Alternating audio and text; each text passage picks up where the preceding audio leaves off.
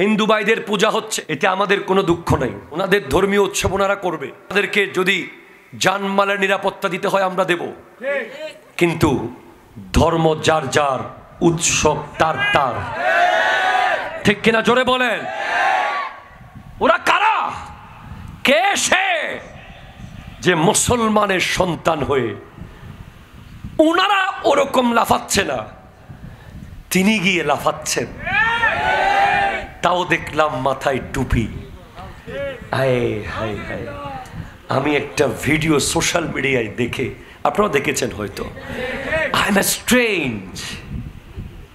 ওনার লাফানি দেখে হিন্দু ভাইয়েরা লজ্জা পেয়ে যাবে। দেখছেন না আপনারা? একেবারে টুপিওয়ালা, দাড়িওয়ালা, রিসেন্টলি খুব ভাইরাল ভিডিও আমি দেখেছি। বাকিটা খোদা জানে, নবী জানে। আমি আশ্চর্য হয়ে গেলাম, কে কোথায় গেল, কেন গেল, কিভাবে গেল, কি কারণে গেল, লজ্জার পর্দা কিভাবে উঠে গেলে, কিভাবে বেহায়া হয়ে গেলে, কি পরিমাণ নির্লজ্জ হয়ে গেলে একজন মুসলমান সেভাবে গিয়ে নাচতে পারে।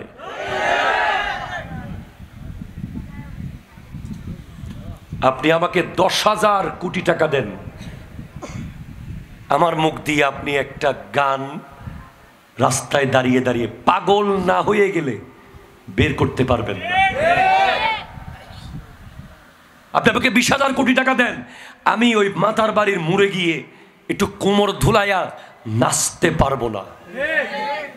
আমাকে আপনি 50,000 কোটি টাকা দেন, আমি একটা টি শার্ট আর একটা জিন্স পরে 5 মিনিট হাঁটতে পারবো না, কারণ I am the representative of Islam. আমাকে দেখে মানুষ ইসলাম দেখে। ঠিক কিনা কথা বলে?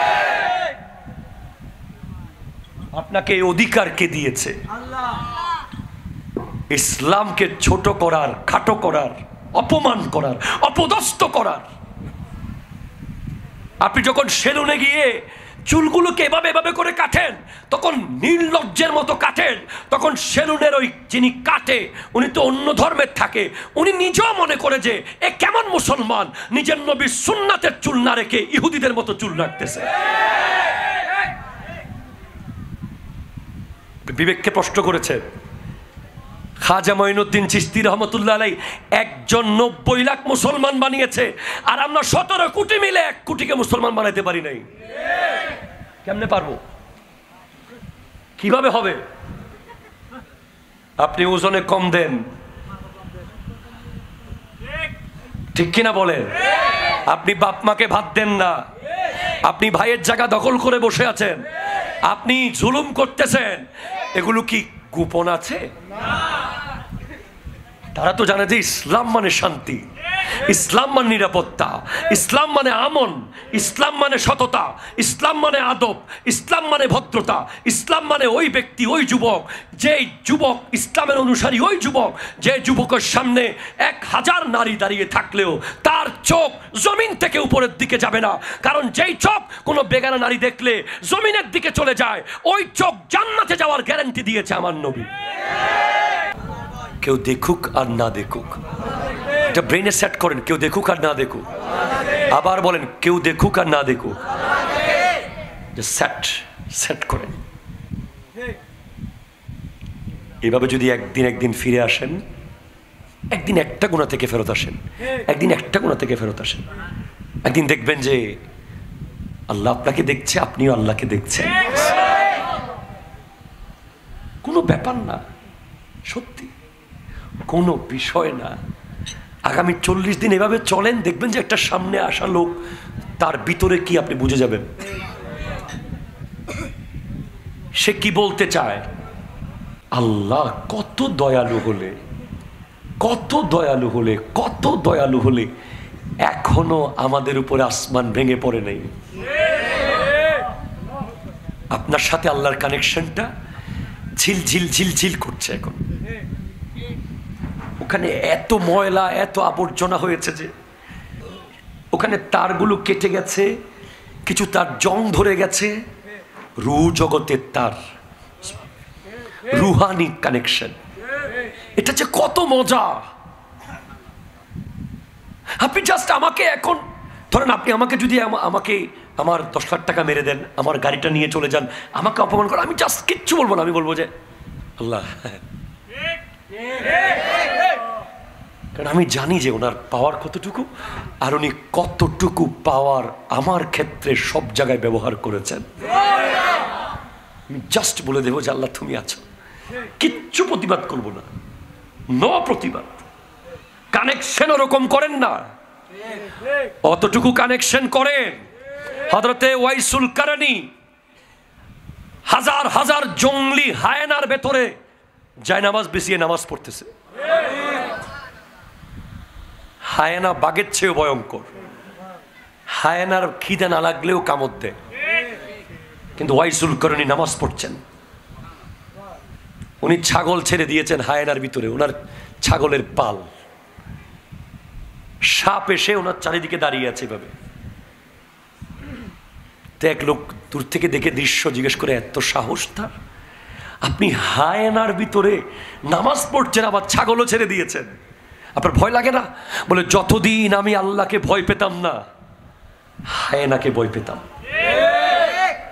যেদিন থেকে আমি আল্লাহকে ভয় পাওয়া শুরু করেছি, পৃথিবীর সবকিছু আমাকে ভয় পাওয়া শুরু করেছে। আমি কাউকে ভয় পেতে হবে না, তাওয়াক্কালতু আলাল্লাহ, সবাই ছেড়ে চলে যাবে, আমার আল্লাহ, আমার রব, আমার নবী। এনাফ। দুনিয়ার সবাই যখন দরজা বন্ধ করে দেবে, আপনি একটা দরজা খোলা পাবেন, সেটা হলো আপনার মাতার বাড়ির মসজিদের দরজা, যেখান থেকে আপনাকে ঘাড় ধাক্কা দিয়ে কেউ বের করবে না।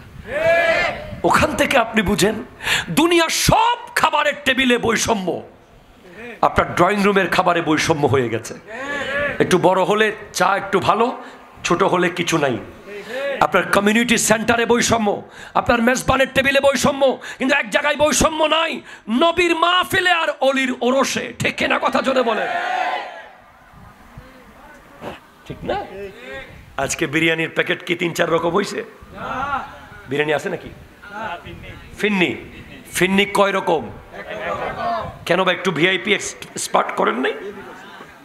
হ্যাঁ না, আল্লাহ এবং রাসূল ইনাদের কাছেই শান্তি, ইনাদের কাছেই প্রশান্তি।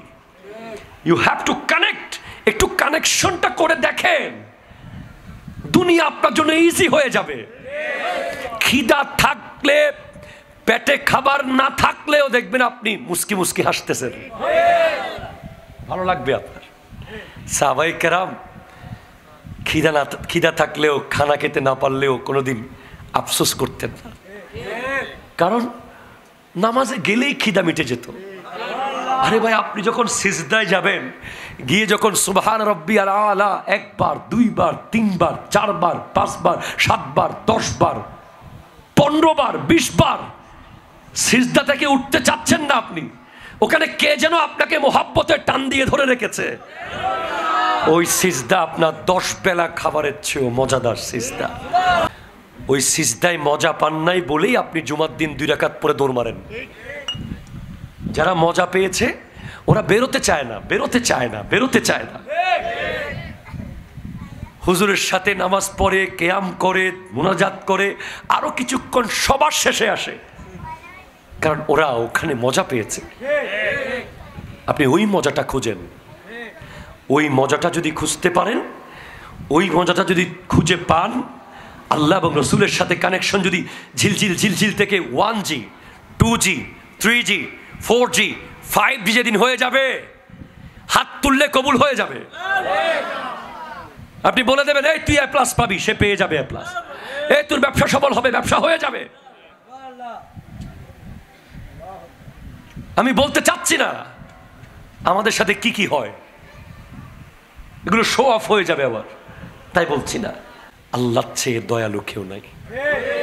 গাড়িটা যে বানায় তার চেয়ে বেশি দয়া কেউ করতে পারে না। টয়োটা যদি জানতো যে তাদের গাড়িগুলো আমরা কোথায় কোথায় চালাই, মাতার বাড়ির রোড কিরকম ভাঙ্গা, মাদার বাড়ি, ওই আমার মহেশখালী মাতার বাড়ি আসতেছে বারবার খালি, কিরকম ভয়ঙ্কর, ওরা আর গাড়ি বাংলাদেশে দিত না, ওদের কলিজায় লাগতো। আল্লাহ বানিয়েছে সব, আল্লাহ বানিয়েছে। আল্লাহর চেয়ে ভালো কেউ বাসতে পারবে না। শুধু আপনি ওই ভালোবাসার মূল্যটাই বুঝেন নাই।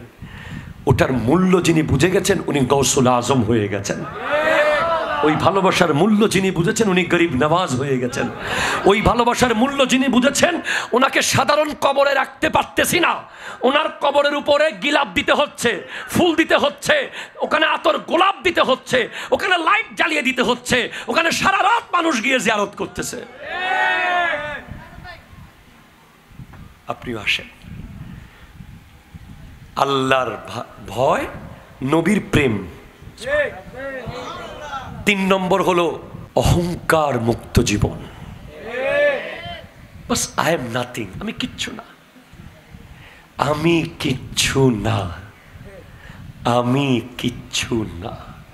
এই তসবিহ জপেন, বলেন সবাই আমি কিচ্ছু না, 3 বার বলেন আমি কিচ্ছু না, আমি কিছু না। কে আপনি? কি আপনার পরিচয়? জন্ম দিয়েছে আরেকজন, ঠিক কিনা বলেন?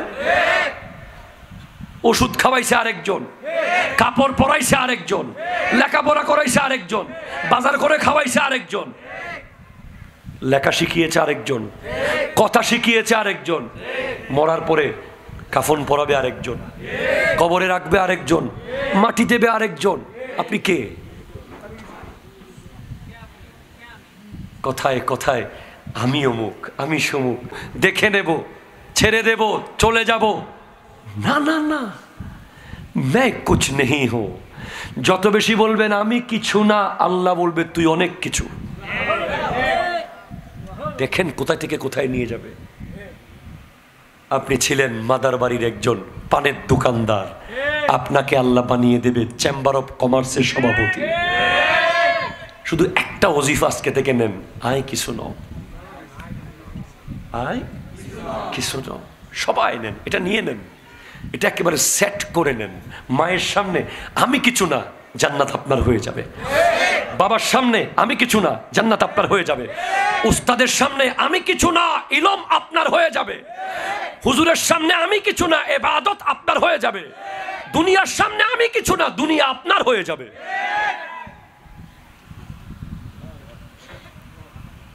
রিপিট সবাই দিতে জানে, মুখ সবার আছে, চুপ সবাই থাকতে পারে না।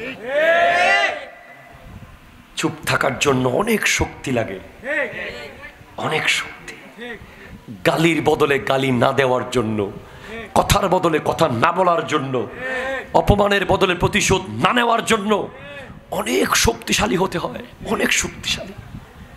এটাকে বলে সবর। আর এটার বিনিময় কোনো ক্যালকুলেটরে আসে না। ইন্নামা ইউআফফাস সাবিরুনা আজরাহুম বিগাইরি হিসাব। এখানে কেউ না দেখ বিনিময়, এখানে না পান, কবরে গিয়ে বলবেন। হাসরের মাঠে নবীজির সামনে হাউজে কাউসারের পেয়ালার সামনে গিয়ে বলবেন, ইয়া রাসূলুল্লাহ আপনি বলেছিলেন সবর করতে, ওই জায়গায় সবর করেছিলাম। আপনি বলেছিলেন জবাব না দিতে, আপনি দেন নাই। আপনাকে মক্কার কাফেররা পাগল বলে গালি দিয়েছিল, আপনি জবাব দেন নাই। আপনাকে কুরাইশরা অপমান করেছে, আপনি রিপিট দেন নাই। আপনাকে পাথর মেরে মাটিতে ফেলে দিয়েছে, আপনি বলেছেন, তাদের জন্য দোয়া করেছেন, আল্লাহ ইয়া রাসূলুল্লাহ আপনার ওই সুন্নাত অ্যাপ্লাই করতে গিয়ে প্রতিশোধ নিই নাই, জবাব দিই নাই, খুশি মারি নাই, শক্তি ছিল জোয়ার মারি নাই, পাওয়ার ছিল, ক্ষমতা ছিল, দেখাই নাই। বিনিময়ে কি দিবেন? না, নিয়ে যা, হাউজে কাউসার নিয়ে যা।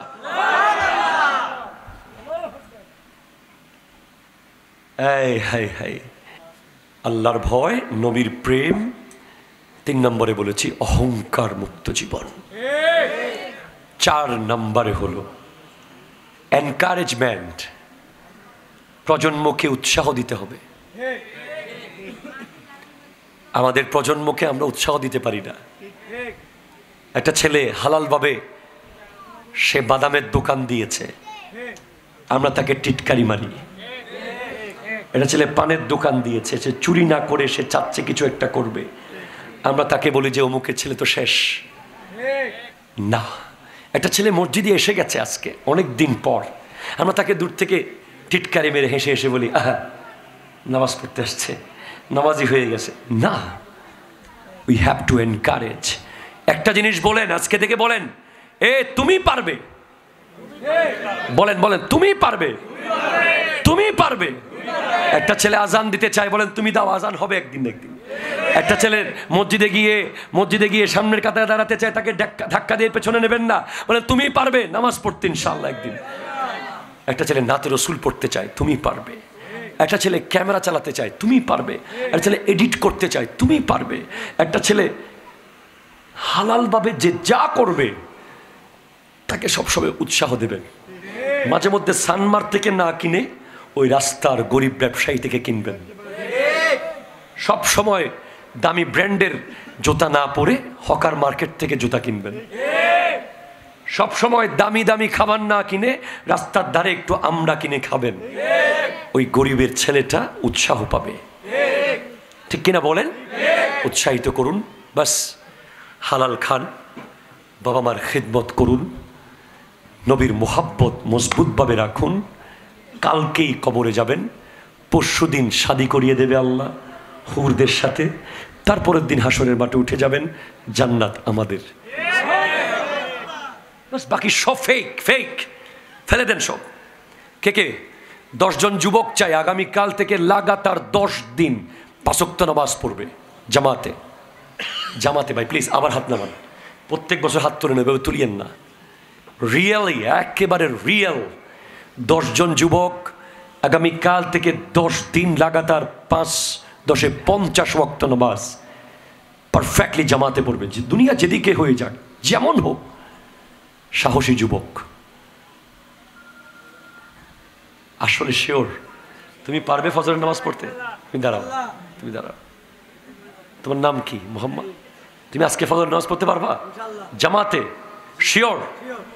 মারহাবা বলেন। We are success. মারহাবা জোরে বলেন।